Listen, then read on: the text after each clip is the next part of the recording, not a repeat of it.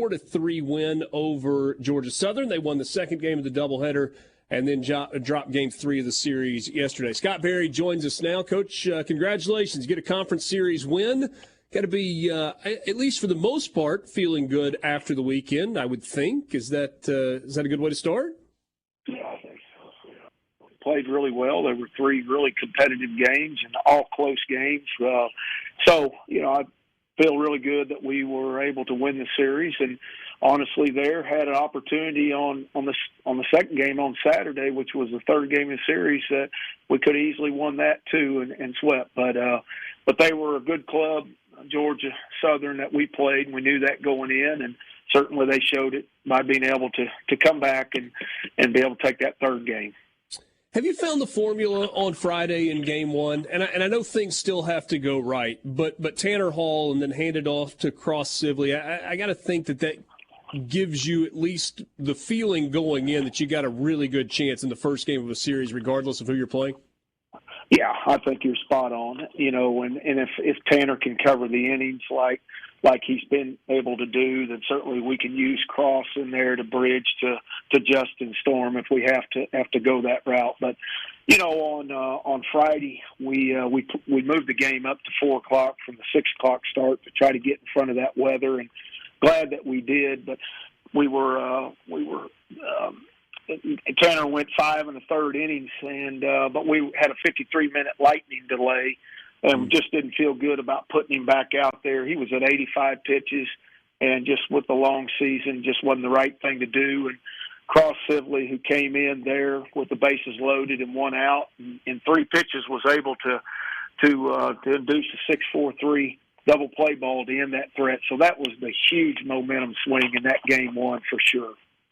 Scott, what's the time frame that you can live with to bring a pitcher back? If you have a weather delay, is it half an hour? Is it 40, 45 minutes? How does that work when you're trying to decide whether you can bring a guy back in?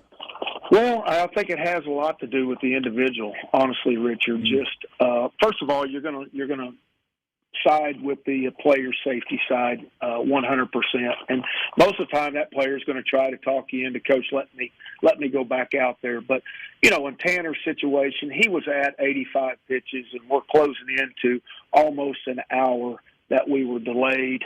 He had really done his job and had gotten us into the 6th inning. Certainly it felt like that he could have gone a little longer if the delay hadn't interrupted it. But to really just kind of answer your question, I think it's more on the situation, where the game is, how many pitches he's thrown, and then what type of body makeup does that guy have, and that's going to play into a lot of the factors in deciding what to do. All right, so you get the Game 1 win, and then I guess we should pause here just for a second. Friday night was such a difficult night for the state of Mississippi in 2 specific areas, South Delta there around Rolling Fork, and then up in Amory and Northeast Mississippi as well. And, you're in the middle of trying to play a baseball game, and yet you're a Mississippian, and I'm sure there's a great deal of concern for folks all over the state. Well, there certainly is. I mean, our state hurts right now for those that were devastated by those tornadoes and losing lives and losing property, and in a lot of cases losing everything they have and virtually having to start over. And certainly, well, we've seen this before. We've seen Mississippi rise and come to the aid of our neighbors, and certainly that'll happen in this situation again. But certainly our thoughts and prayers are out to the communities, Rolling Fork, Amory, that were devastated by these storms. So, Scott, you have 2 games on Saturday. You know it's going to be a long day at the Yard, and I know there's an area of Game 1 of the doubleheader that a lot of people are focusing on, and we'll get to that in a second. But the offense overall, 9 runs on 13 hits in that ball game on the way to a 9-7 win. Did you feel like maybe you turned a little bit of a corner offensively here? Yeah, I really did, and that's something that we've really been kind of searching for. Of the 9 losses, they have been of different things that affected the loss. It hadn't been just one thing that we've been absent of. But, being able to play that complete game and really having the insurance of scoring runs to take some pressure off from a pitching staff that is about half of it new and new to this level of game was really, really big. Certainly, Slade Wilkes' 3-run homer there in the bottom of the eighth was the clincher for us, and really pushed that and gave us that momentum as we moved through. But yeah, it was good to see our guys really have a great approach at the plate and swing the bats like certainly we want them to.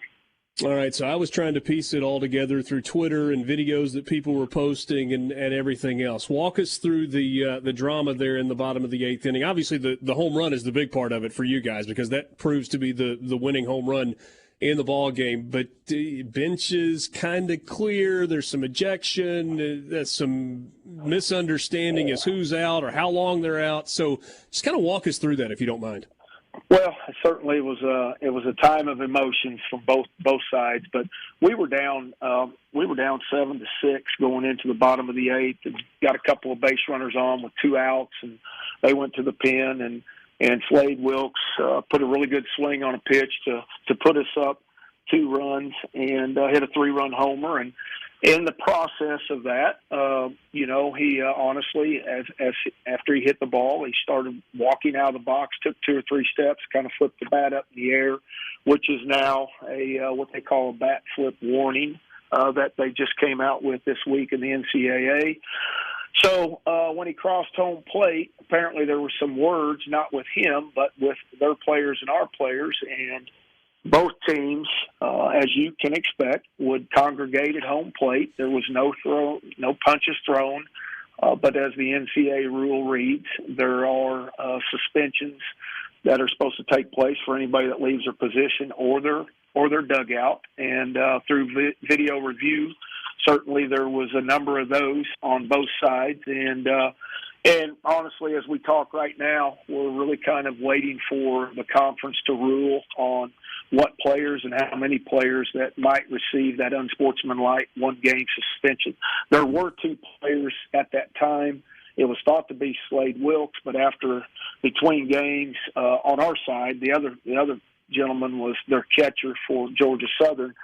But after video review between games, it was not Slade Wilkes. It was another one of our players. So Slade was actually able to be reinstated back in the lineup for game 2. So, it's like I told the media after the game, Richard. I mean, these are 18 to 21, 22, maybe some 23 and 24s left from COVID, I guess. But, these are still young men that they practice year-round. They prepare for games. They have energy.